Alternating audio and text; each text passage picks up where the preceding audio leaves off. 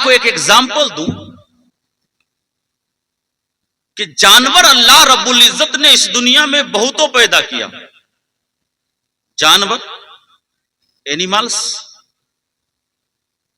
जानवर, छागुल जानवर है, शेर जानवर है, हाथी जानवर है, खुस्सी जानवर है, कितना जानवर है। आप इंग्लिश का बोय उठा करके देखो, उसमें आपको छवि भी मिलेगा। LION लायन, लायन माने शेर, GOAT गोट, गोट माने छागुल, मिलता ना। कितने जानवर हैं। अल्लाह ने बहुतों जानवर पैदा किए। कुछ ऐसे जानवर हैं जो जंगलात में रहते हैं, जंगलों में।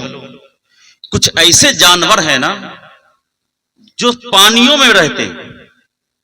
कुछ ऐसे जानवर हैं तो जो जमीन के ऊपर खुश्की में रहते हैं। और कुछ वो जानवर है जो हमारे और आपके घरों में भी रहते हैं। लेकिन बताइए, क्या हर जानवर बराबर है?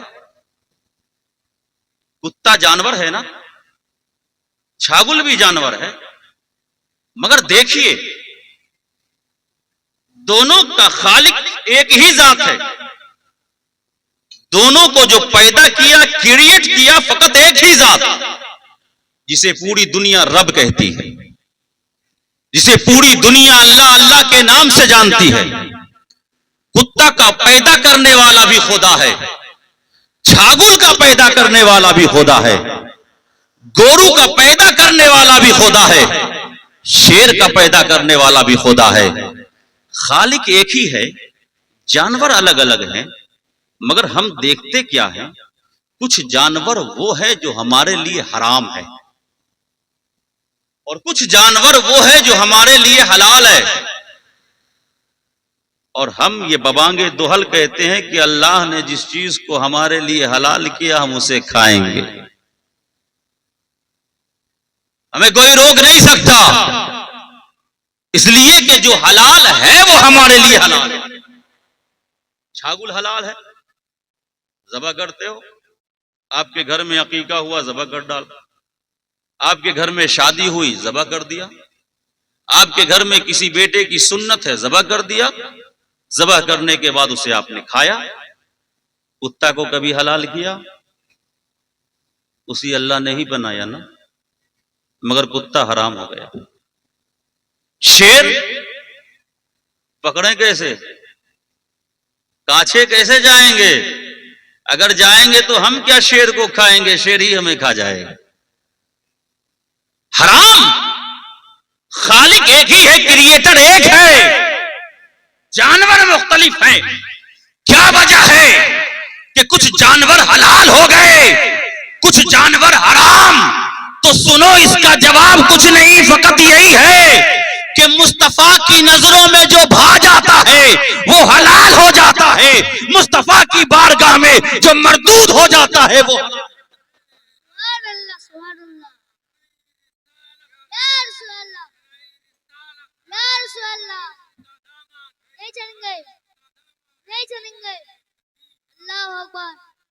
अच्छा, और आसान कोथा बोलছি,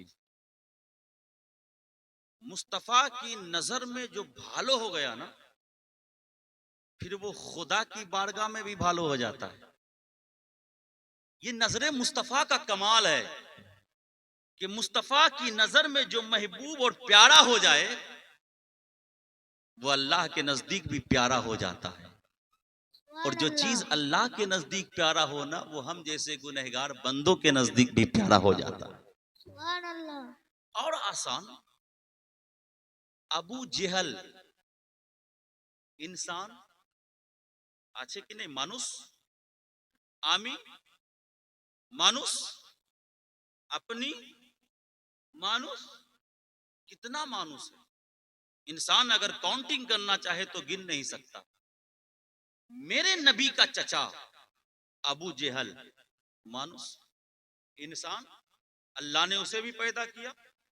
एक और मानुष जो अल्लाह के नबी का चहीता, जिसका नाम पूरी दुनिया बिलाल के नाम से जानती है। देखो, हुजूर का अपना चचा है, मानुस है, इंसान है। एक और मानुस है जो कहां का है, हब्श का है। ये होंठ ना मोटे मोटे हैं, आंखें ना छोटी छोटी हैं, उनका रंग ना कालो है कि अगर देखे तो इंसान अपने चेहरे को मोड़ ले, मगर देखो कमाले मुस्तफा, उनके नजर को देखो।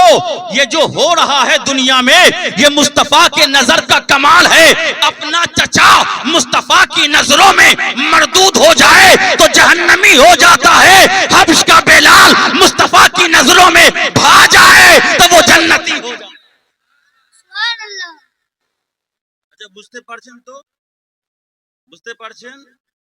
মানুষ, নবীর কাকা, नबीर चाचा अबू जेहल, मानुस ना। क्रिएटर कौन? अल्लाह, है ना।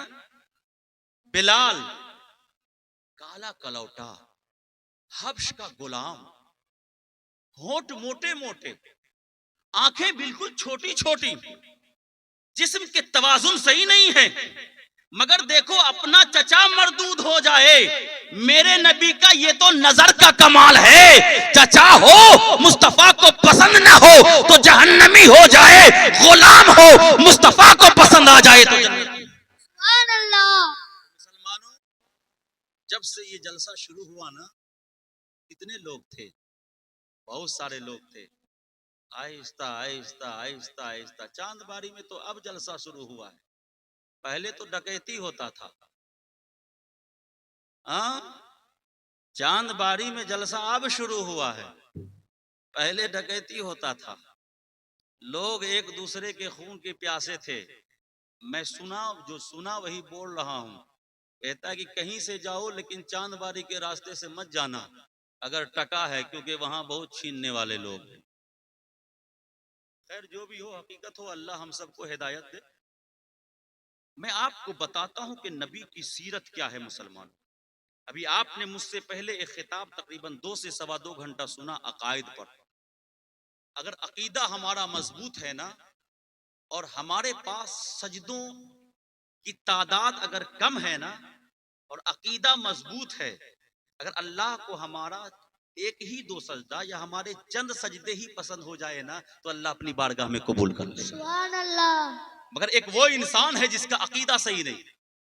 आप उठाकर देखोगे हिस्ट्री को तो मोहम्मद अरबी को एक नहीं, बहुत सारे ऐसे कुफ्फार हैं जिसने मोहम्मद अरबी को गालियां दी थी, मोहम्मद अरबी को बुरा भला कहा था, मोहम्मद अरबी को साहिर और जादूगर के नाम से मौसूम किया जाता था। आप उठाओ ताइफ का बाजार, ताइफ के बाजार में मेरे नबी को पत्थर मारे गए थे। इतने ज्यादा पत्थर मारे गए थे कि आपके सर पे जख्म हो गया था, और सिर्फ जख्म ही नहीं हुआ, उस जख्म से खून के फव्वारे निकल रहे थे। खून के जब फव्वारे निकले तो आपकी ये दाढ़ी मुबारक सुर्ख हो गई थी, लाल हो गई थी खून से। मगर सुनो, मेरे नबी का इखलाक कैसा था, मेरे नबी का किरदार कैसा था। आज मुझे लोग एक गाली देंगे तो हम उसे 2 गालियां देंगे। आज लोग मुझे एक कंकड़ी से मारेंगे तो हम उसे पत्थर उठाकर मारेंगे। आज कोई इंसान मुझे पत्थर से मारेगा, हम उसे चट्टान उठाकर मारने की कोशिश करेंगे। आज कोई इंसान मुझे एक डंडे से मारेगा, हम उसे 2 डंडे से मारने की कोशिश करेंगे। आज अगर मुझे कोई इंसान रिवॉल्वर निकाल कर दिखाएगा, हम उसे AK-47 निकाल कर दिखाएंगे। हम बताएंगे कि हम तुमसे कम नहीं हैं। लेकिन मुस्तफा का इखलाक देखो। ताइफ का बाजार है, लोगों ने पत्थर मारे, सर फूट गया, जख्मी हो गया, खून के फव्वारे निकल रहे हैं, आपका चेहरा सुर्ख हो गया है, मगर मुस्तफा जाने रहमत ने पत्थर मारने वालों के लिए उनके खिलाफ बद्दुआएं ना की हैं, अगर की हैं तो उनके लिए भी दुआएं करते हैं। सुभान अल्लाह। मुसलमानों, ये मुस्तफा का इखलाक है। मुसलमानों, अगर आज हमारा इखलाक सही हो जाए ना, तो हम इखलाक की बुनियाद पर मुस्तफा की बारगाह में भी कबूल हो सकते हैं। और जो बंदा मुस्तफा की बारगाह में कबूल हो जाए ना, वो खुदा की बारगाह में भी कबूल हो सकता है। सुभान अल्लाह। सुनवें तो सुनेर मूड आछे अच्छे तो अल्प हाथ उठाएं तो अल्हम्दुलिल्लाह। मेरे नबी तशरीफ कहां लाए? मक्का में। मक्का में तशरीफ लाए। बर्रे आजम जिसे कहते हैं उसे मालूम होगा आप। एशिया, यूरोप, अफ्रीका, अमेरिका, 7 बर्रे आजम है। इन तमाम बर्रे आजम का जो वस्त और बीच है ना, बीच, वो जानते हो कौन सी जगह है? वो मक्का मुअज्जमा है। कहां? मक्का मुअज्जमा। हमें जानना पड़ेगा कि अल्लाह ने अपने महबूब को, हो सकता था इंडिया में भी आप पैदा फरमा सकते थे, पाकिस्तान में भी पैदा फरमा सकते थे, अफ्रीका में भी पैदा फरमा सकता था। ये अल्लाह की कुदरत में तो था। अल्लाह अपने महबूब को जहां चाहता वहां पैदा कर देता, लेकिन मक्का में पैदा करने की क्या वजह है? किस बुनियाद पर मक्का में अल्लाह के रसूल सल्लल्लाहु अलैहि वसल्लम को अल्लाह रब्बुल इज्जत ने भेजा? तो इसका जवाब फकत एक ही है मुसलमानों। आप किसी गोल चीज को लो, गोल चीज को, तो उसका बीच हिस्सा आपको मालूम करना हो कि इसका बीच हिस्सा कहाँ है ना। आप जानते हो जहां झंडे फहराते हो 15 अगस्त या 26 जनवरी में ना, तो आप उसके चारों तरफ, झंडे के चारों तरफ ईंट वगैरह या कुछ बनाते हो गोल दायरा, बीच में एक कांटी को जो है ना आप गाड़ देते हो, कांटी कील जिसको कहा जाता है, सूता खींच कर करके चारों तरफ आप घूम जाओ तो क्या बन जाएगा? वो गोल दायरा बन जाएगा। फिर जो बीच का हिस्सा होता है ना, वहीं पर झंडे आप गाड़ते हो।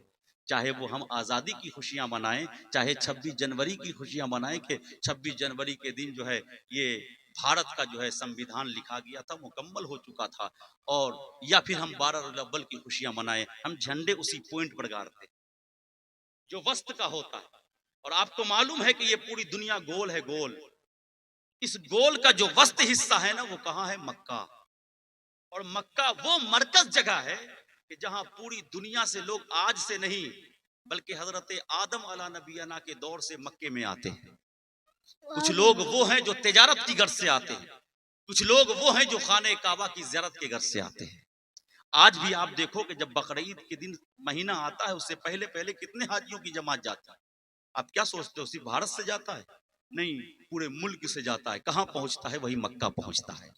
क्यों? इसलिए कि वहां पर काबा है, उसकी ज़ियारत करनी है, क्योंकि ज़ियारत काबा करेंगे तो हम हाजी बन जाएंगे, और जब हाजी बन जाएंगे तो हाजी के बारे में मुस्तफ़ा ने फरमाया है कि हाजी जब हज के इरादे से घर से निकलता है ना, तो वो किसी और का मेहमान नहीं होता है, वो होता है तो अल्लाह का मेहमान होता है। होता है तो अल्लाह का मेहमान होता है। तो अल्लाह रब्बुल इज्जत ने मक्का की सरजमीन को महबूब की बेइज्जत के लिए, नबी की पैदाइश के लिए इसलिए चुना कि मक्का वो जगह है जहां पूरी दुनिया से लोग आते हैं। ऐ महबूब, तुझे इसी जगह पैदा होना है, इसलिए कि तू रहमतुल लिल आलमीन है। जब लोग मक्का आएंगे, जब तेरे चेहरे को देखेंगे तो आएंगे मक्का में, तेरे चेहरे को देखकर जब अपने घरों को वापस आएंगे तो तेरी रहमत फकत मक्के में नहीं रहेगी, लोग जहां जहां जाएंगे तेरी रहमतों की अनवार फैलती चली जाएगी। सुभान अल्लाह, तेरी रहमतों की अनवार फैलती जाएगी। इसलिए अल्लाह रब्बुल इज्जत ने ना मक्का को मुस्तफा जाने रहमत की जाए पैदाइश है ना, वो पहले से जहां अल्लाह के नबी सल्लल्लाहु अलैहि वसल्लम की पैदाइश हुई, वो किसको बनाया? मक्का को बनाया। अब आपको सुनना होगा, जानते हो मेरे नबी सल्लल्लाहु अलैहि वसल्लम जब तशरीफ लाए ना, तो आप को दूध पिलाई सबसे पहले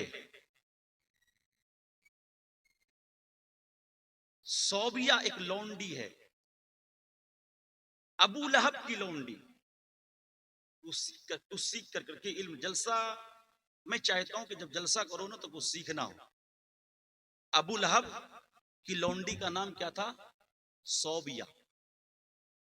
अबू लहब तो जानते ही हो, कलमा नहीं पढ़ा था। लौंडी का नाम क्या था? सौबिया।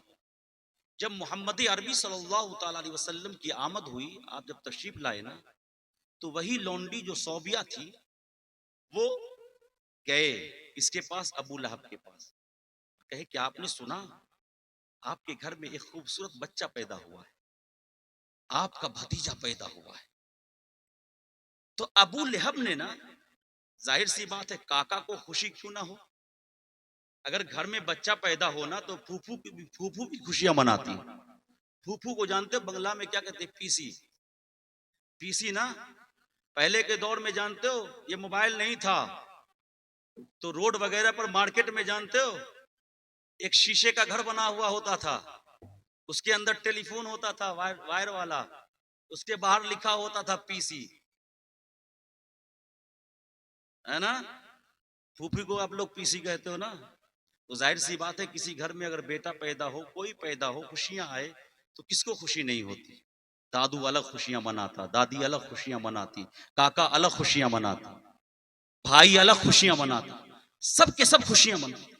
तो जब इनके पास पहुंची खबर कि हाँ एक बच्चा आया है, मेरा भतीजा पैदा हुआ है, अबू लहब ने कलमा नहीं पढ़ा था मगर अपनी उंगली से इशारा कर करके उस लौंडी को आजाद कर दिया, उस लौंडी को आजाद कर दिया। देखो मेरे नबी के नाम की बरकत, देखो कि मेरे नबी के नाम में कितना बरकत है। आज हम नबी का जिक्र करने में ऐब महसूस करते हैं, आर महसूस करते हैं, हम कहते हैं हमें वक्त नहीं मिलता नबी के जिक्र करने में। लेकिन देखो एक काफिर होकर उसने नबी का कलमा नहीं पढ़ा, मगर मुस्तफा जाने रहमत की आमद हुई ना तो उंगली से इशारा कर दिया कि तुम आजाद हो, आज मेरा भतीजा पैदा हुआ, मुझे खुशी हुई है और मैं इसी खुशी की बुनियाद पर तुझे आजाद करता हूं। अबू लहब का इंतकाल हो जाता है, वो मर जाता है। मरने के बाद ख्वाब में हजरत अब्बास रजी अल्लाह ताला अन्हु को ख्वाब में जब आते हैं ना, हजरत अब्बास रजी अल्लाह ताला अन्हु पूछते हैं कि क्या बना, तेरा क्या बना, इंतकाल के बाद क्या हुआ। तो बोलते हैं वो कौन, अबू लहब, कि सुनो हुआ तो कुछ नहीं, मुझे तो कब्र में भी अजाब दिया जा रहा है, मगर एक बात यह है कि जब सोमवार का दिन आता है ना, सोमवार का दिन मुझे जहन्नम की तपिश में मुझे ढकेल दिया गया, मगर जब पीर का दिन आता है, सोमवार का दिन आता है, तो मैं जिस उंगली से इशारे कर कर करके मैं अपनी लौंडी को आजाद किया था ना, मैं उसको मुंह में ले लेता हूँ। जब मुंह में ले लेता हूँ तो अल्लाह की कुदरत से उस उंगली से शहद के फव्वारे निकलने लगते हैं और मैं उसी शहद को चूसता रहता हूँ और उसी की बरकत से अजाब में अल्लाह रब्बुल इज्जत तखफीफ कर दिया। आज लोग कहते हैं कि नहीं नबी का जन्म दिवस मनाते हो बे नहीं, है ना। देखो काफिर अगर मनाए तो अल्लाह रब्बुल इज्जत उसका उसे भी अजर अता फरमा देता। हम तो मुस्लिम और मोमिन हैं। अरे अबू लहब ने कलमा नहीं पढ़ा था, बगैर पढ़े उसने मोहम्मद अरबी के आमद की खुशी में अपनी लौंडी को आजाद कर दिया था। इस आजादी का सिला उसे ये मिला कि मरने के बाद जब जहन्नम की आग में वो तड़प रहा था, तो जब सोमवार का दिन आता था अपनी उसी उंगली को मुंह में लेकर चूसता था, तो अल्लाह रब्बुल इज्जत उसकी बरकत से उसे दिन उस पर अजाब में तखफीफ कर दिया। सुभान अल्लाह, सुभान अल्लाह। ये बरकत थी मुसलमानों। मुसलमानों अगर हम नबी के मिलाद का जश्न मनाएं तो हमें अल्लाह रब्बुल इज्जत क्यों नहीं बरकतें अता फरमाएगा। तो सबसे पहले जो दूध पिलाई ना वो वही सौबिया, कौन,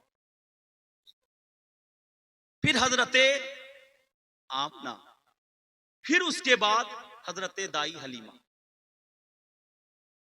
आप जानते ना, माँ दाई हलीमा, दूध माँ दाई हलीमा, अपनी माँ हजरत आमना। लेकिन सबसे पहले हुजूर सल्लल्लाहु अलैहि वसल्लम ने इसका दूध नोश फरमाया, वो वही सौबिया है। देखो अब यहां से मैं आपके जहन को मोड़ना चाहता हूं। हर इंसान के घर में अक्सर व बेशतर बहुत कम ऐसे होते हैं कि जिस घर में बहनें नहीं होती, बहुत कम ऐसे होते जिसके घर में बहनें नहीं होती। अल्लाह से दुआ करें कि अल्लाह रब्बुल इज्जत हमें अगर बेटा देना तो उसके साथ साथ बेटी भी दे दे। और भाई को हमेशा चाहिए कि अपनी बहनों से मोहब्बत करता रहे। अल्लाह रब्बुल इज्जत ने अपने हबीब को कोई भाई अता नहीं फरमाया, मेरे नबी का कोई भाई नहीं, कोई बहन नहीं, मगर हाँ जब हजरत हलीमा सादिया के घर आप तशरीफ ले गए ना, तो फिर आपके रजाई भाई भी हुए और आपकी रजाई बहन भी हुई। और मैं ये कहना चाहता हूं मुसलमानों, अगर बहन है तो बहन से मोहब्बत करो।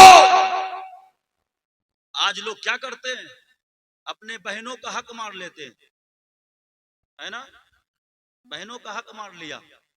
बाप अगर 5 बीघा जमीन बाप छोड़ करके गया ना, 2 भाई 1 बहन है, तो 2 भाई हड़प लिया, बहन को छोड़ दिया।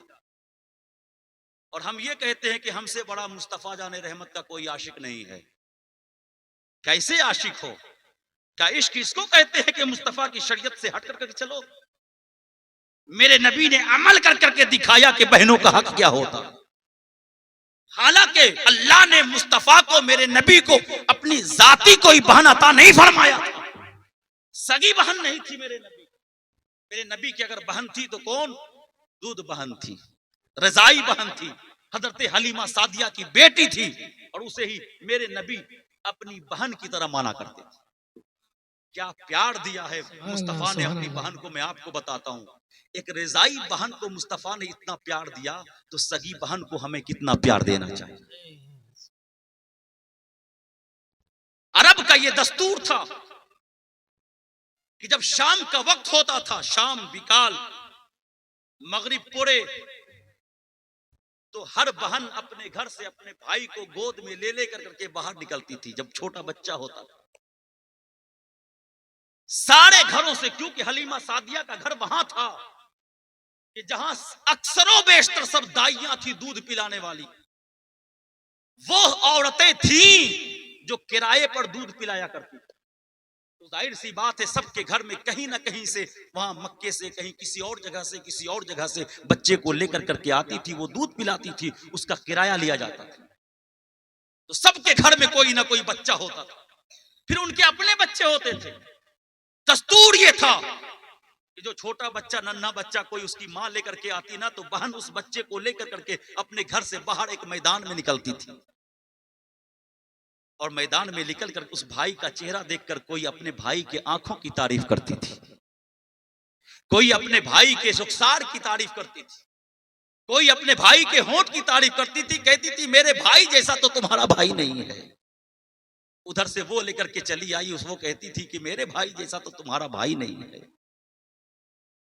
मोहम्मद मुस्तफा की रजाई बहन का जो नाम है ना, वो शीमा, जो हजरत हलीमा सादिया रदी अल्लाह ताला अन्हा की बेटी थी।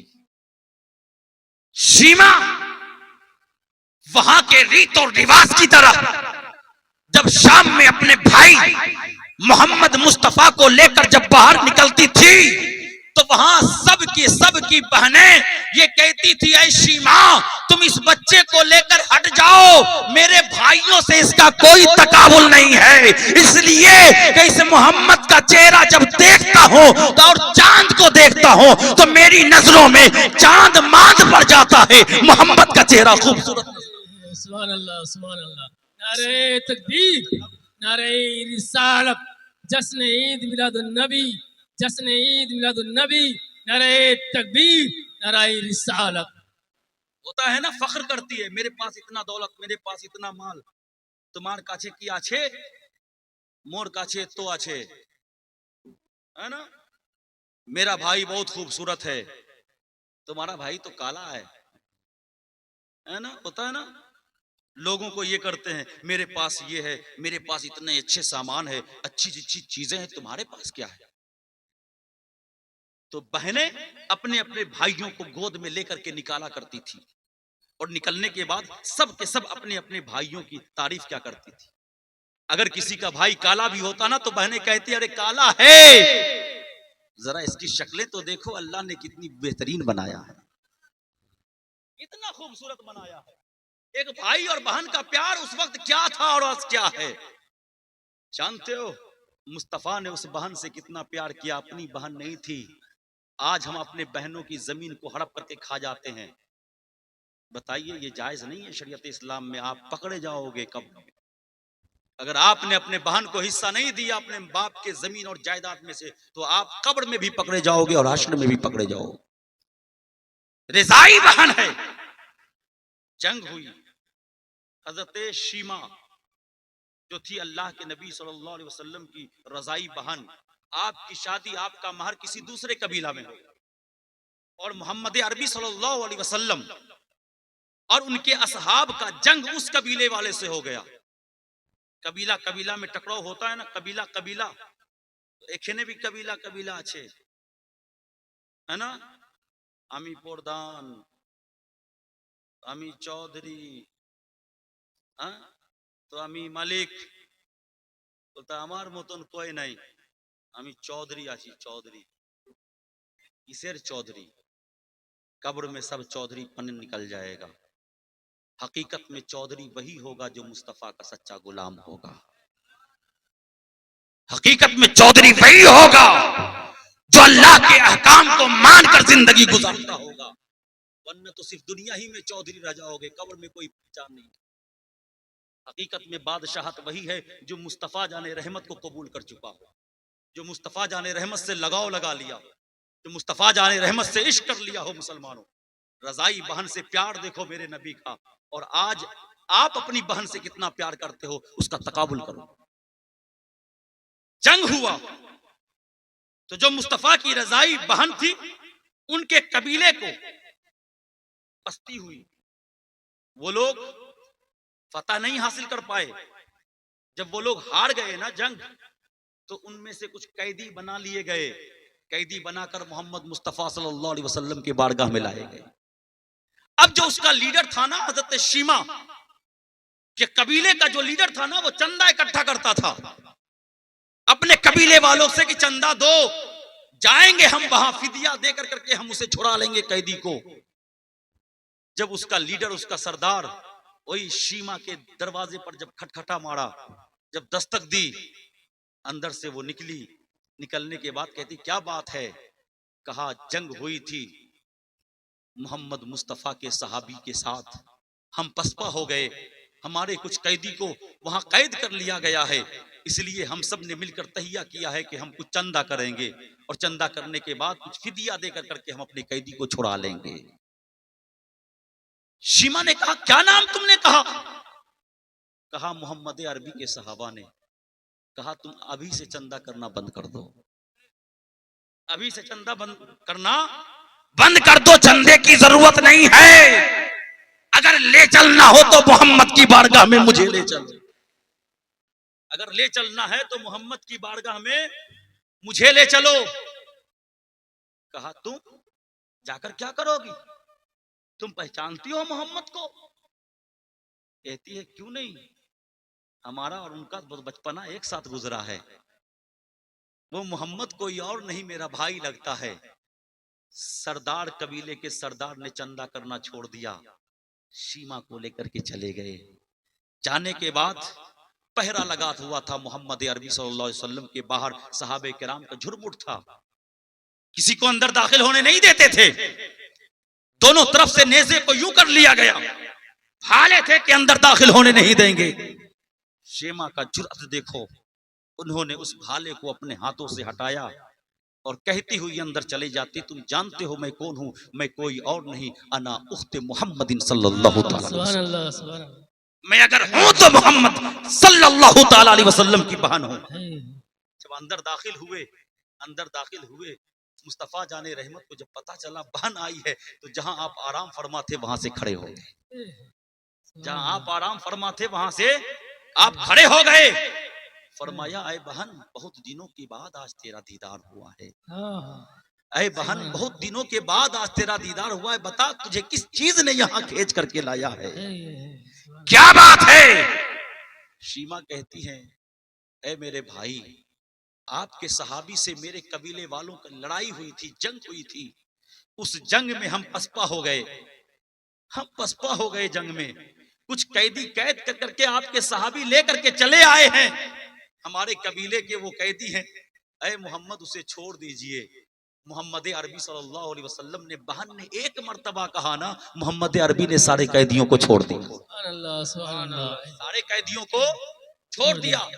अब सुनो, सहाबा फरमाते हैं कि मोहम्मद अरबी जब कैदी को आजाद करना चाहते थे तो सबसे पहले सहाबा से मशवरा करते थे, मगर बहन ने एक मर्तबा कहा, बहन से इतनी मोहब्बत थी कि सहाबा से मशवरा नहीं किया, बहन ने कहा और कैदियों को सुभान अल्लाह, बहन ने कहा और कैदियों चले गए। तो मोहम्मद मुस्तफा की बहन से इतनी प्यार, इतना प्यार, एक नबी ने अपनी उस बहन से प्यार किया जो अपनी बहन नहीं थी, रजाई बहन थी।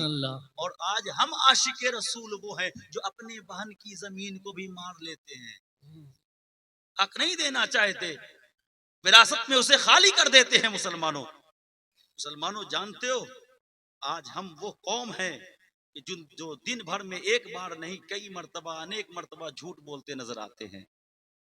झूठ, इतनी ज्यादा झूठ बोलते हैं, इतना ज्यादा झूठ बोलते हैं, इतना ज्यादा झूठ बोलते हैं कि आज झूठ की वजह से हमारी जुबान से बरकतें खत्म हो गई।